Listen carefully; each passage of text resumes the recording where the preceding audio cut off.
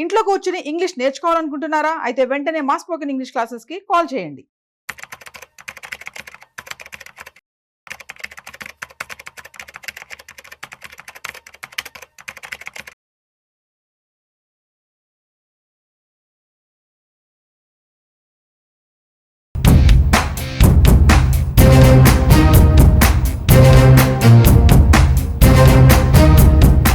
ఆర్థిక మంత్రి నిర్మలా సీతారామన్ 2025-26 ఆర్థిక సంవత్సరానికి సాధారణ బడ్జెట్ను ఫిబ్రవరి 1, 2025న పార్లమెంట్లో ప్రవేశపెట్టబోతున్నారు.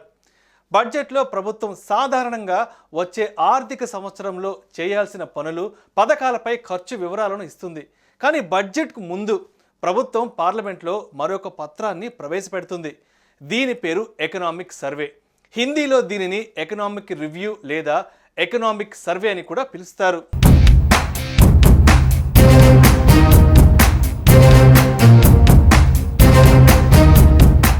భారతదేశంలో బడ్జెట్ తయారీ ప్రక్రియ చాలా క్లిష్టమైంది.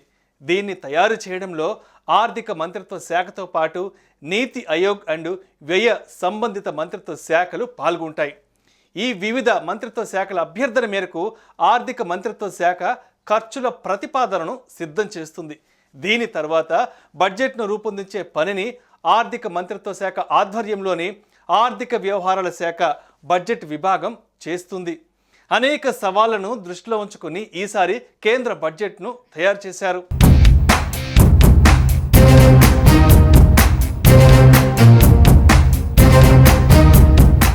ఈసారి బడ్జెట్ తయారీ టీంలో కేంద్ర రెవెన్యూ శాఖ కార్యదర్శి తుహిన్ కాంతా పాండే, ఆర్థిక వ్యవహారాల కార్యదర్శి అజయ్ సేఠ్, వ్యయ విభాగం కార్యదర్శి మనోజ్ గోవిల్, పెట్టుబడులు ప్రజా ఆస్తుల నిర్వహణ విభాగం కార్యదర్శి అరుణీష్ చావ్లా, ఆర్థిక సేవల విభాగం కార్యదర్శి ఎం నాగరాజు, ముఖ్య ఆర్థిక సలహాదారుడు వి అనంత నాగేశ్వరన్ ఉన్నారు.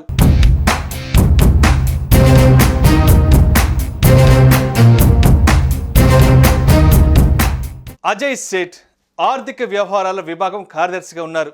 ఈయన 2021 నుంచి కేంద్ర బడ్జెట్ రూపకల్పన ప్రక్రియలో పాల్గొంటున్నారు. యావత్ బడ్జెట్ తయారీ ప్రక్రియను ఈయన విభాగమే పర్యవేక్షిస్తూ ఉంటుంది. ఆదాయాలు, వ్యయాలు, రుణాల వివరాలతో కూడిన బ్యాలెన్స్ షీట్ల లెక్కలను ఈ విభాగమే తనిఖీ చేస్తుంది. దేశపు తొలి సావరెన్ గ్రీన్ బాండ్ల జారీలో ఈయన పాత్ర కీలకంగా ఉంటుంది.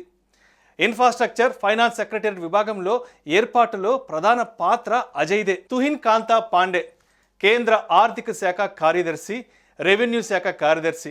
ఈయన ఆర్థిక శాఖలో చాలా సీనియర్ అధికారి. 2019 అక్టోబర్లో ప్రజా ఆస్తుల నిర్వహణ విభాగం కార్యదర్శిగా తుహిన్ చేరారు. అప్పటి నుంచే కేంద్ర బడ్జెట్ తయారీ ప్రక్రియలో ఆయన పాల్గొంటున్నారు. ఈయన 1987 బ్యాచ్ ఒడిశా క్యాడర్ ఐఏఎస్ అధికారి. 2024 సెప్టెంబర్లోనే కేంద్ర ఆర్థిక శాఖ కార్యదర్శిగా తుహిన్ నియమితులయ్యారు. ఈ శాఖలో రెవెన్యూ, ఆర్థిక వ్యవహారాలు, ఆర్థిక సేవలు, వ్యయ విభాగం, డిఐపిఐఎం, డిపిఈఓ అనే 6 విభాగాలుంటాయి. డిఐపిఐఎం కార్యదర్శి హోదాలో ఎయిర్ ఇండియా నుంచి ప్రభుత్వ పెట్టుబడుల ఉపసంహరణ ప్రక్రియను తుహిన్ పర్యవేక్షించారు. Manoj Govil 1991 batch Madhya Pradesh cadre IAS అధికారి. 2024 ఆగస్టులో ఈయన కేంద్ర వ్యయ విభాగం సారథిగా బాధ్యతలు చేపట్టారు. కేంద్ర బడ్జెట్ రూపకల్పనలో మనోజ్ పాల్గొనడం ఇదే తొలిసారి. ఎం నాగరాజు కేంద్ర ఆర్థిక సేవల విభాగం కార్యదర్శిగా ఉన్నారు. ఈయన 1993 బ్యాచ్ త్రిపుర క్యాడర్ ఐఏఎస్ అధికారి. బీమా రంగంలోకి విదేశీ పెట్టుబడుల పరిమితిని పెంచే ప్రతిపాదనను ప్రస్తుతం ఈయన సారథ్యంలోని విభాగం పరిశీలిస్తోంది. ఆర్థిక సేవల్లో సైబర్ నేరాలను తగ్గించడం, బ్యాంకింగ్ రంగం ఆరోగ్యవంతంగా పనిచేసేలా చేయడమే ఈ విభాగం లక్ష్యం. కేంద్ర బడ్జెట్ రూపకల్పనలో నాగరాజు పాల్గొనడం ఇదే తొలిసారి. అరుణీష్ చావ్లా ప్రజా ఆస్తుల నిర్వహణ విభాగం కార్యదర్శిగా వ్యవహరిస్తున్నారు. ఈయన 1992 బ్యాచ్ బీహార్ క్యాడర్ ఐఏఎస్ అధికారి. ఈయన 2024 సంవత్సరంలోనే డిఐపిఏఎం, డిపిఈ విభాగాల సారథిగా బాధ్యతలు చేపట్టారు. అరుణీష్ చావ్లా సారథ్యంలోనే ఐడిబిఐ బ్యాంకు ప్రైవేటీకరణ ప్రక్రియ మొదలైంది. వి అనంత నాగేశ్వరన్ భారత ప్రభుత్వానికి చీఫ్ ఎకనామిక్ అడ్వైజర్. బడ్జెట్కు ఒకరోజు ముందు వెలువడే ఆర్థిక సర్వే నివేదికను రూపొందించేది ఈయన విభాగమే. 2047 నాటికి వికసిత భారత్ను సాధించడానికి ఏమేం చెయ్యాలో సూచనలు కూడా దీంట్లోనే ఉంటాయి. ఈయన ఆర్థిక సర్వే నివేదికను తయారు చేయడం ఇది మూడోసారి. అనంత నాగేశ్వరన్ దేశ ముఖ్య ఆర్థిక సలహాదారుడిగా 2022 జనవరిలో బాధ్యతలు స్వీకరించారు.